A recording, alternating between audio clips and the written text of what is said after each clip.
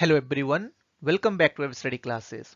सो guys, आज इस lecture में हम डिस्कस करने वाले हैं एंटरप्रेन्योरशिप डेवलपमेंट के प्रीवियस ईयर क्वेश्चंस को। यूजीसी नेट 2020 मैनेजमेंट के एग्जाम्स में जितने भी क्वेश्चंस एंटरप्रेन्योरशिप डेवलपमेंट इस यूनिट से पूछे गए थे, आज उन सभी क्वेश्चंस को हम यहाँ पर डिस्कस करेंगे। सो स्टार्ट करते हैं हमारा आज का ये discussion on entrepreneurship development previous year questions. Ever Study Classes है various courses for your exam preparations. आप इन कोर्सेज को चेकआउट कर सकते हो on Ever Study Classes website as well as on app. So first question is on your screen now. The question is, innovative small firms are more likely to be in existence in which of the following sectors? तो हमें बताना है कि वो कौन से sectors हैं जिनमें हमें जनरली इनोवेटिव स्मॉल फर्म्स देखने को मिलती हैं। तो दो फीचर्स यहाँ पर फर्म्स के बताए गए हैं। पहला कि वो इनोवेटिव होनी चाहिए, दूसरी स्मॉल फर्म होनी चाहिए, राइट। तो वो कौन कौन से सेक्टर्स में हमें देखने को मिलती हैं?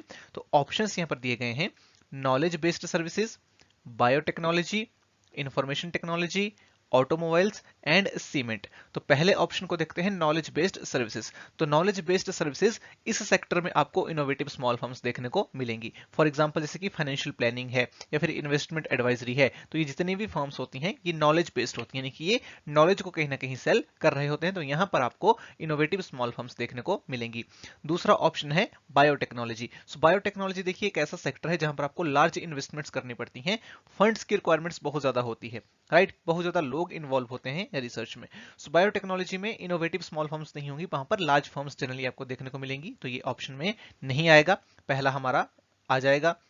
सी है इंफॉर्मेशन टेक्नोलॉजी। तो देखिए आईटी सेक्टर में आपको बड़ी फर्म्स भी देखने को मिलेंगी, लेकिन छोटी फर्म्स भी देखने को मिलेंगी, इनोवेटिव स्मॉल फर्म्स भी देखने को मिलेंगी, क्योंकि यहाँ पर इन्वेस्टमेंट उतनी नहीं करनी होती है। अपनी स्किल के बेस पे कोई नया स्टार्टअप्स कर सकते हो। तो ऑप्शन नंबर सी भी यहाँ पर आएगा। इसके अलावा है ऑटोमोबाइल्स एंड सीमेंट। तो देखिए दोनों ही ऐसे सेक्टर हैं जहां पर आपको लार्ज इन्वेस्टमेंट्स करनी पड़ेगी, बड़ी बड़ी इन्वेस्टमेंट्स करनी पड़ेगी, फंड्स की रिक्वायरमेंट्स बहुत ज्यादा होगी, बड़े बड़े प्लांट सेटअप करने पड़ेंगे। तो ऑटोमोबाइल्स और सीमेंट सेक्टर में आपको इनोवेटिव स्मॉल फर्म्स देखने को नहीं मिलेंगी। सो राइट आंसर इस क्वेश्चन का इसलिए हमारा हो जाएगा option number 3, which is A and C only. Next question is, the steps involved in development of a project are given below, arrange them in proper sequence। तो हमें यहाँ पर कुछ steps दिए गए हैं in the development of project, यानी कि एक प्रोजेक्ट डेवलपमेंट के लिए जो स्टेप्स फॉलो होते हैं वो हमें यहाँ पर क्वेश्चन में मेंशन है। हमें इन स्टेप्स को प्रॉपर सीक्वेंस में लगाना है, राइट। सो जब भी आप कोई प्रोजेक्ट स्टार्ट कर रहे हो, राइट, आपको कोई प्रोजेक्ट डेवलप करना है, सबसे पहला काम आप क्या करेंगे? सबसे पहला काम हमारा होगा identification of investment opportunity, right. तो अगर इन्वेस्टमेंट अपॉर्चुनिटी ही नहीं होगी तो हम प्रोजेक्ट में क्या करेंगे? तो सबसे पहला जो हमारा काम है वो है इन्वेस्टमेंट अपॉर्चुनिटी को आइडेंटिफाई करना, राइट। तो हमारा जो पहला यहाँ पर आ जाएगा स्टेप वो है ऑप्शन नंबर डी। तो अगर आप में इतनी भी अवेयरनेस एग्जाम में हो कि आपने को इतना पता चल गया कि पहला जो ऑप्शन है, जो पहला स्टेप है वो डी होने वाला है, तो आपके बाकी ऑप्शंस देखिए यहाँ पर एलिमिनेट हो जाएंगे। यहीं पर आपको राइट आंसर जो है वो मिल जाएगा, राइट। तो पहला स्टेप हमारा क्या आएगा? Identification of investment opportunity. इसके बाद हम बिजनेस आइडिया सेलेक्ट करेंगे, राइट, उसका डिटेल्ड एनालिसिस वहां पर करेंगे, राइट। हमें एक इन्वेस्टमेंट अपॉर्चुनिटी मिली, अब हम एक बिजनेस आइडिया को सिलेक्ट करेंगे, उस बिजनेस आइडिया का डिटेल्ड एनालिसिस करेंगे फ्रॉम द कंपीटिंग आइडियाज, क्योंकि बहुत सारे आइडियाज हम जनरेट करेंगे। जैसे कि लेट्स सपोज एक इन्वेस्टमेंट अपॉर्चुनिटी हमें मिली, तो उस इन्वेस्टमेंट अपॉर्चुनिटी के अराउंड ही हमें 4-5 आइडियाज मिल सकते हैं। तो जितने भी आइडियाज होंगे उनका हम डिटेल्ड एनालिसिस करेंगे कि कौन सा आइडिया हमारे लिए बेटर है। तो सेकंड जो हमारा स्टेप होगा that will be option number A. Next will be option number C. तो हमें एक आइडिया मिल गया, अब हम करेंगे उसका फिजिबिलिटी एनालिसिस। फिजिबिलिटी एनालिसिस क्या होता है? हम चेक करते हैं कि जो भी हमारा आइडिया है, जो भी हमारे माइंड में आइडिया है, बिजनेस आइडिया है, उसको करना फिजिबल है या फिर नहीं है। उसकी मार्केटेबिलिटी को हम चेक करेंगे। हम चेक करेंगे कि जो भी रिसोर्सेज हमें चाहिए इस पर्टिकुलर आइडिया पे वर्क करने के लिए, वो रिसोर्सेज हमारे पास हैं या फिर नहीं, राइट। तो ये सारी चीजें फिजिबिलिटी एनालिसिस में चेक करी जाएंगी। इसके अलावा फिर फाइनेंस अरेंज हम करेंगे। जब हमें पता चल गया कि हाँ आइडिया पॉसिबल है, सो अब हमें पैसे की जरूरत पड़ेगी, तो हम फाइनेंस को रेज करेंगे। Next option will be E, और लास्ट में हम प्रोजेक्ट को इंस्टॉल करेंगे और उसको इनिशिएट कर देंगे और उसकी मॉनिटरिंग भी वहां पर करेंगे। सो राइट सीक्वेंस हमारी होगी D A C E B, यानी कि option number 1। Next question is, which scheme on performance and credit rating has been launched by Union MSME Ministry to assess the credit worthiness and capabilities of industries in the sector. तो देखिए question हमसे पूछ रहा है कि जो हमारी union ministry है, ministry of micro small and medium enterprises, उन्होंने जो एमएसएमई सेक्टर है उनकी कंपनी, जो एमएसएमई सेक्टर में जो कंपनीज हैं उनकी क्रेडिट वर्दीनेस को एसेस करने के लिए परफॉर्मेंस एंड क्रेडिट रेटिंग जो स्कीम लॉन्च करी है वो स्कीम कौन सी है, उस स्कीम का हमें यहाँ पर नाम बताना है। ऑप्शंस दिए गए हैं, zero defect scheme, second is certification program and economy rating scheme, third is performance and credit rating scheme and D is industrial incentive scheme। तो देखिए बहुत आसान क्वेश्चन है, इसके क्वेश्चन में ही इसका आंसर जो है वो दिया गया है। राइट आंसर हमारा होगा option number third, which is performance and credit rating scheme. थोड़ा सा हम जान लेते हैं इस स्कीम के बारे में। देखिए ये जो स्कीम है performance and credit rating scheme, इसको फॉर्म किया था, इसको लॉन्च करा था ministry of micro small and medium enterprises ने in consultation with various industry association, Indian banks association and rating agencies. Right, तो इस स्कीम में होता क्या है कि जो रेटिंग एजेंसीज होती हैं वो जो एमएसएमईज होती हैं उनको एक रेटिंग प्रोवाइड करती है। जैसे कि आपने रेटिंग सुनी होगी जैसे कि A++, right, A+, A B, इस तरह की जो रेटिंग्स हैं, क्रेडिट रेटिंग होती हैं। इस रेटिंग का बेनिफिट क्या होता है? इस रेटिंग का सबसे बड़ा बेनिफिट ये होता है कि एक पर्टिकुलर जो कंपनी है उसकी क्रेडिट वर्दीनेस का पता चल जाता है। राइट, तो अगर एक कंपनी को डिवेंचर्स इशू करने हैं, बॉन्ड इशू करने हैं, तो फिर वो आसानी से कर सकती है अगर उसकी रेटिंग अच्छी है। राइट, इसके लिए इस पर्टिकुलर स्कीम को यहाँ पर लॉन्च करा गया है और गवर्नमेंट को भी पता चल जाता है कि एक पर्टिकुलर एमएसएमई जो है, एमएसएमई सेक्टर में जो कंपनी है उसकी क्रेडिट वर्दीनेस क्या है। राइट, इस स्कीम को लॉन्च करा गया था 2005 में, ये भी आप यहाँ पर याद रखेंगे। और ये बेनिफिट्स हैं जो इस स्कीम के अंडर एमएसएमई को प्रोवाइड करे जाते हैं। तो कोई भी कंपनी है जब वो क्रेडिट रेटिंग लेती है एक पर्टिकुलर रेटिंग एजेंसी से, तो रेटिंग एजेंसी उसके लिए एक फीस चार्ज करती है। राइट, तो गवर्नमेंट यहाँ पर उस फीस को रीइंबर्स करती है। तो उसका क्राइटेरिया क्या है ये आपको पता होना चाहिए। तो अगर किसी कंपनी का टर्नओवर यहाँ पर 50 लाख तक का है तो 70% of the fees charge by rating agency subject to the ceiling of 25,000 ये यहाँ पर गवर्नमेंट रीइंबर्स कर देगी। राइट, यानी कि जितनी भी फीस चार्ज करी है रेटिंग एजेंसी ने उसका 75% यहाँ पर रीइंबर्स कर दी जाएगा, लेकिन ये 25,000 से ज्यादा नहीं होगा। यानी कि अगर 30,000 फीस लग गई है क्रेडिट रेटिंग की तो गवर्नमेंट 25 ही यहाँ पर रीइंबर्स करेगी। अगर टर्नओवर एक पर्टिकुलर कंपनी का 50 लाख से 200 लाख के बीच में है, यानी कि 2 करोड़ के बीच में है, तो उसकी भी अगेन यही क्राइटेरिया है, 75% of the fees charged by agency but subject to the ceiling of 30,000।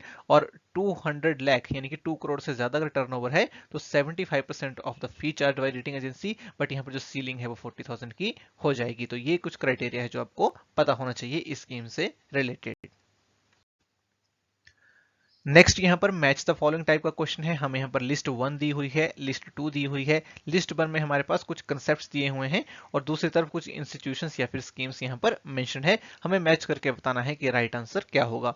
तो सबसे पहले देखिए यहाँ पर दिया गया है entrepreneurship and innovation. So entrepreneurship and innovation से रिलेटेड कौन सा इंस्टीट्यूशन या फिर स्कीम है, तो इसके साथ हम मैच करेंगे ऑप्शन नंबर 3 को, which is Atal innovation mission. ये गवर्नमेंट ऑफ इंडिया का प्रोग्राम है, तो एंटरप्रेन्योरशिप और इनोवेशन को प्रमोट करने के लिए इसको चलाया जाता है। तो 1 के साथ हम मैच करेंगे 3। राइट, सेकंड दिया गया है गैप्स इन वैल्यू चेन, तो इसके साथ हम मैच करेंगे प्रधानमंत्री मत्स्य संपदा योजना। तो फिशरीज सेक्टर में जो गैप्स हमें देखने को मिलते हैं वैल्यू चेन में, उसको फिल करने के लिए प्रधानमंत्री मत्स्य संपदा योजना इस पर्टिकुलर स्कीम को गवर्नमेंट ने लॉन्च करा हुआ है। सी ऑप्शन है हमारे पास थिंक टैंक। तो थिंक टैंक क्या है इंडिया में? It is NITI Aayog. Very simple.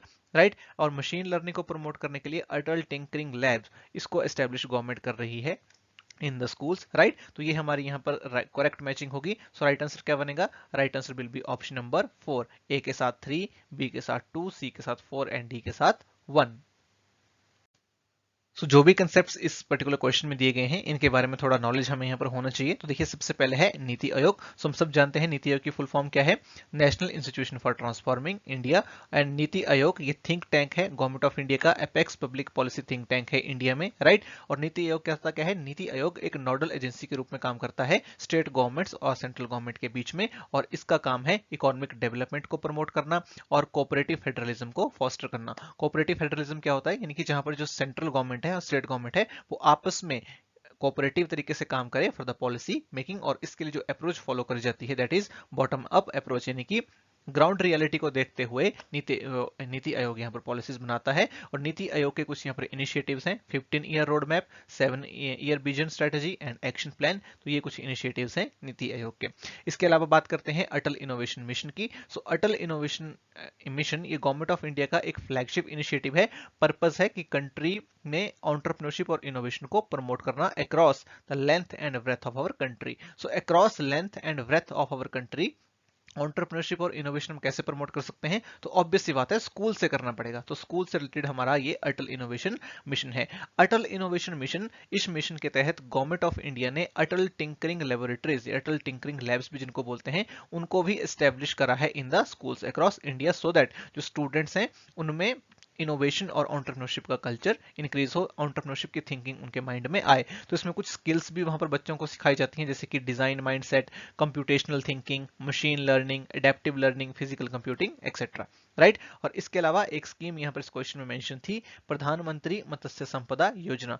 प्रधानमंत्री मत्स्य संपदा योजना यह है ब्लू रेवोल्यूशन से रिलेटेड, ये है फिशरी सेक्टर से रिलेटेड, राइट। तो फिशरी सेक्टर्स में जो भी गैप्स देखने को मिलते हैं वैल्यू चेन में, उसको फिल करने के लिए गवर्नमेंट ने प्रधानमंत्री मत्स्य संपदा योजना इसको शुरू किया है, राइट। और इसमें कुछ इन्वेस्टमेंट भी करी जा रही है, जिसको इंप्लीमेंट करा जाएगा in the period of 5 years from the financial year 2020-21 to 24-25, right. और इन्वेस्टमेंट है 20,050 crore. Next question is, currently the country with the highest level of entrepreneurial activity represented by Global Entrepreneurship Index is। तो हमें बताना है कि वो कौन सी country है जिसमें highest level of entrepreneurial activity देखी जाती है as per the global entrepreneurship index. तो हमें यहाँ पर 4 ऑप्शंस दिए गए हैं। पहला ऑप्शन है Korea, second is Norway, third is US and fourth is Australia. So as per the Global Entrepreneurship Index, जो हाईएस्ट लेवल की entrepreneurial activities हमें देखने को मिलती है वो देखने को मिलती है यूएस में, यूनाइटेड स्टेट्स ऑफ अमेरिका में। सो राइट आंसर हमारा यहाँ पर हो जाएगा ऑप्शन नंबर 3। सो ग्लोबल एंटरप्रेन्योरशिप इंडेक्स इसको लॉन्च कौन करता है? तो इसको कंपाइल करा जाता है बाय ये US based global entrepreneurship and development institute. So US में एक इंस्टीट्यूट है जिसका नाम है global entrepreneurship and development institute. ये पर्टिकुलर इंस्टीट्यूट इस पर्टिकुलर इंडेक्स को, ग्लोबल एंटरप्रेन्योरशिप इंडेक्स, इसको लॉन्च करता है। इस पर्टिकुलर इंडेक्स में ये बताया जाता है कि जो भी कंट्रीज हैं वो कितने रिसोर्सेज को एलोकेट करती हैं एंटरप्रेन्योरशिप को प्रमोट करने के लिए, इसको देखा जाता है इस पर्टिकुलर इंडेक्स में। और इस इंडेक्स के अकॉर्डिंग जो टॉप में जो कंट्री आती है वो है यूएसए, राइट।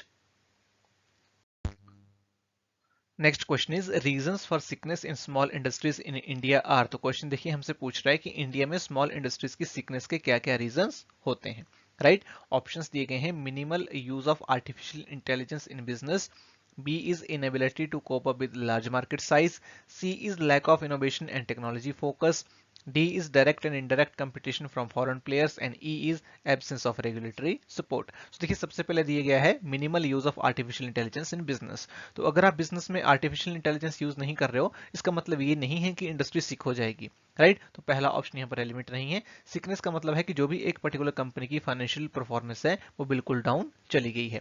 नेक्स्ट है inability to cope up with large market size. तो अगर आप लार्ज मार्केट साइज को सर्व नहीं कर पा रहे हो अच्छे से, आपकी एबिलिटी नहीं है, तो यस इंडस्ट्री सिक हो सकती है, तो बी आएगा। अगर आप इनोवेट नहीं कर रहे हो, टेक्नोलॉजी के ऊपर फोकस नहीं है, लेटेस्ट टेक्नोलॉजी को अडेप्ट नहीं कर रहे हो, तो यस उस केस में भी जो इंडस्ट्री है वो सिक हो जाएगी। तो बी और सी तो देखो हमारा यहाँ पर 100% आएगा, राइट। डी है direct and indirect competition from foreign players. तो यस अगर हमारी इंडस्ट्री को फॉरेन प्लेयर से कोई डायरेक्ट या इनडायरेक्ट कंपटीशन मिल रहा है तो उससे भी इंडस्ट्री सीख हो सकती है, क्योंकि पॉसिबिलिटी है कि लेट्स सपोज कोई पर्टिकुलर प्रोडक्ट एक एमएसएमई बना रही है और उसको 100 रुपए में बेच रही है, राइट। लेकिन उसी प्रोडक्ट को कोई फॉरेन प्लेयर है वो आके 70 रुपए में बेचना स्टार्ट कर देता है, तो 100 रुपए के प्रोडक्ट को तो कोई नहीं खरीदेगा ना। तो इससे हो सकता है कि जो इंडस्ट्री है वो सिक हो जाए, उनकी फाइनेंशियल परफॉर्मेंस खराब हो जाए। इसके अलावा है एब्सेंस ऑफ रेगुलेटरी सपोर्ट। तो देखिए रेगुलेटरी सपोर्ट से बिजनेस करने में आपको प्रॉब्लम आएगी, राइट, लेकिन उससे इंडस्ट्री सिक नहीं हो जाएगी। मैंने आपको बताया ना, इंडस्ट्री सिकनेस का मतलब क्या है कि फाइनेंशियल परफॉर्मेंस आपकी खराब हो रही है। तो रेगुलेटरी सपोर्ट एक आप कह सकते हैं कि अगर रेगुलेटरी सपोर्ट नहीं है तो ये एक प्रॉब्लम तो है, लेकिन इससे इंडस्ट्री जो स्मॉल इंडस्ट्रीज हैं वो सिक नहीं होंगी, राइट, उनकी फाइनेंशियल परफॉर्मेंस नहीं बिगड़ रही है। तो ई यहां पर रेलिवेंट नहीं है। राइट आंसर हमारा हो जाएगा option number D, which is B C D only. So ये था हमारा आज का लेक्चर जिसमें हमने एंटरप्रेन्योरशिप डेवलपमेंट के प्रीवियस ईयर क्वेश्चन को डिस्कस किया। आई होप आपको लेक्चर काफी पसंद आया होगा और आपने यहाँ से बहुत कुछ सीखा होगा। Thanks for joining, wish you all the very best.